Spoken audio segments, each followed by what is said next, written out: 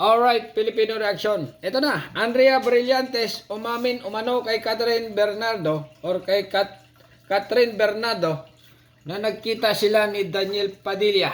Ito na mga kaibigan. Hot topic na naman ang Katniel dahil sa ulat na umamin daw si Andrea Brillantes na nagkita sila ni DJ. Ayan, umamin. Okay, umamin si Andrea Brillantes na nagkita sila ni DJ. Wow. Okay, continue. Sa exclusive report ng PEP, ito raw ang nag-udyok kay Catherine para makipaghiwalay kay Daniel. Ayon sa mga hindi panangalanang resources ng PEP, si Andrea mismo ang nag-reach out kay Kat at nagbulgar na panhin silang nagkita ni DJ. 2021 pa raw na magkita sina Daniel at Andrea. Bukod dyan, pinabasa rin daw ni Andrea kay Kat ang ilang conversation nila ng aktor. Giit ng PEP dahil dito nasira ng tuluyan ang relasyong Katniel, quote-unquote. Ganon. Alright, explain natin mga kaibigan. Ibig sabihin, si Andrea mismo, okay, ang nagsabi dito kay Catherine na si DJ nga ay nagte-text sa kanya. Oy, nagkita sila. Okay, ganon na nga. Nagte-text muna, nagkita at pinabasa mismo ni Andrea Brillantes kay Catherine Bernardo ang text ni DJ. Wow! Ganon. Okay, continue. Hindi malinaw kung kailan mismo nag-break ang Katniel. Pero sa report ng PEP, hiwalay na umano ang Katniel nang dumalo sila sa ABS-CBN Ball last September 30. Nako, ay ang ibig sabihin, yung paging, ito ba? Yung naganap, okay? Naganap na Christmas special sa ABS-CBN ay pakitang tao lang ng dalawa. Ganon, kasi magkasama eh. Very sweet eh. Very sweet. Pakitang pants lang. Dahil sa report na yan, nag-trending na naman ang Katniel. Ay, sigurado. At pati ang IG username ni Andrea Naglife, wala pang komento dito sina Catherine, Andrea at Daniel. Mga kapatid, Jania Lepon po, laging maging updated sa latest sa entertainment and lifestyle para maging una sa balitaan. Okay, unang-una tayo mga kaibigan ha.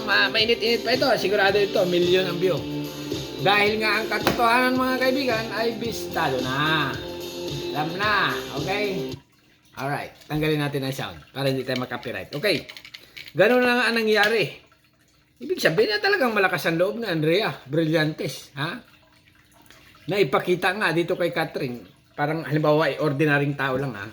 Magkaibigan. Yung kaibigan nito eh. Oh sis, ganon. Sis, tingnan mo yung text sa akin ng yung shota, ganon. Boyfriend. Siyempre magugulat yan si ano. Patingin nga, ito oh. Yung boyfriend mo, si Daniel Padilla, nagkita kami. Lihim kaming nagkita. Ito text niya, I love you. I miss you. Mahal na mahal niya ako. Oh. Siyempre naman, itong si Catherine Bernardo, ay magagalit. Siyempre, nabigla ito. Oh, what? What the meaning of this? Ganon, ganyan. Oh, ganito yan, oh. Pakita natin, para explain natin. Catherine, ganon. Tingnan mo, ang message ni, ni Daniel Padilla sa akin, I love you. Chup, chup, chup. Nagkita kami, secret. Ganon. Ay, syempre, nagulat yan. What? Ano to? Ano to, lukuhan? Hindi nga yan, number niya. I-check mo yung number. Kung ano. Ay, nga to, number to ni GJ. Ganon, ganyan. Ito, may picture pa na magkasama kami, lihim kaming nagkita. Saan? Ay, alam na. Huwag mo na alamin. Ganon, ganyan. Okay, pero nga, napakasakit mga kaibigan. Ang pangyayaring ganon. Sigurado, trending ito. Andrea Brillantes umamin umano kay Catherine Bernardo nagkita sila ni DJ, okay? Yung nagkita kung saang lugar ay wag na natin alamin mga kaibigan. Baka mamaya sa isang sikretong lugar 'yon na hindi natin alam kung saan, okay? Mahirap na, baka sa mall, or baka naman sa apartment, ganon. Or pwede rin naman sa hotel.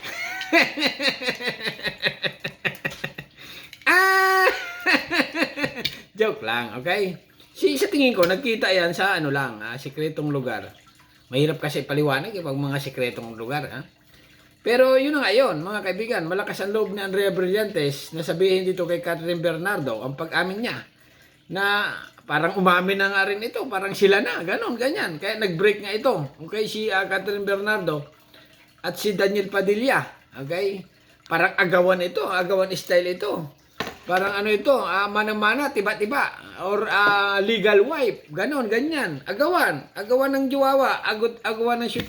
Ano ba itong mga artista nito? Pares maganda nagkagaganyan. Kung sa bagay, huhugutan si Andrea, Pair lang tayo mga kaibigan, pair lang. Si Andrea kasi, kung talagang mahal na mahal niya si DJ, baka ito in love na, or may relasyon na sila before pa, okay? Sinabi nga dito, ito, ipapakita ko sa iyo ang conversation namin ni Daniel Padilla na kami na, ganon. Nakita kami na. Magkasama kami lagi, always, everyday, ganyan. Siyempre, mahal na mahal niya si DJ. Kaya, nasabi siguro niya yon. Okay. Para maghiwalay na nga sila ni Andrea, ni Catherine Bernardo. At siyempre, itong si Catherine Bernardo, juwawa nga ito si Daniel Padilla, ibe-break nga naman niya. Okay. Ibe-break ka naman pag gano'n nangyari. Nakita, ito, tingnan mo, message niya, basahin mo, gano'n. Siyempre, tatawagan niya si DJ, o kakausapin niya, break na tayo. Naku, malaya na si DJ. Itong to si Andrea ngayon. Kami na, gano'n, ganyan. Okay. Kaya ito si DJ at si Catherine, nung December, special, okay, Christmas special, ay talagang wala na, okay? Na yun na nga, ang sabi nila, nililigawan daw muli ni Daniel Padilla si Catherine Bernardo. Okay, ganon. Pero ang report naman ng iba na si Catherine Bernardo nga ay ayaw na nga. Okay, ayaw na. Ayaw na tanggapin si DJ kasi nga babaero. O ganon na nga rin yun. Ganon talaga ang mga pronunciation mga kaibigan. Pag ikaw ay ng babae, at dalawa-dalawa, okay? O tatlo-tatlo, apat-apat, babaero ka na rin. Bagay ang pagiging babaero ng mga isang Pinoy, normal lang yan sa pagka-Pilipino mo. Hindi maiwasan niya kasi binata ka pa Ganun, hindi pa naman sila kasal. Ang tawag dyan, pag hindi pa kasal, binata pa rin. Pag kasal ka na, di may asawa ka na, ang tawag dyan. Okay? Kaya ngayon sila, nagtitrending ng mga pinapag-usapan ng mga paparazzi sa Amerika, Marites sa Pilipinas, ay siyempre artista, idol. Inabangan mo ng mahabang panahon ang pag-ibig ni Catherine at ni Daniel ay inakalang tunay. Yun na nga, ngayon mga kaibigan ay lumabas na sa ilong. At ito na nga, si Andrea Brillantes na ang tinitibok ng puso ni DJ, daw. At kaya ito si Andrea Brillantes ay naglakas ng loob na aminin or umamin na kay Catherine Bernardo kasi nga mahal din niya, okay? Or mahal niya or baka sila na ni DJ noon pa. Alright, hanggang dito na lang mga kaibigan. Balita sabihin nyo, fake na naman ito. Alright, subscribe my channel, don't forget, comment, bye-bye, thank you.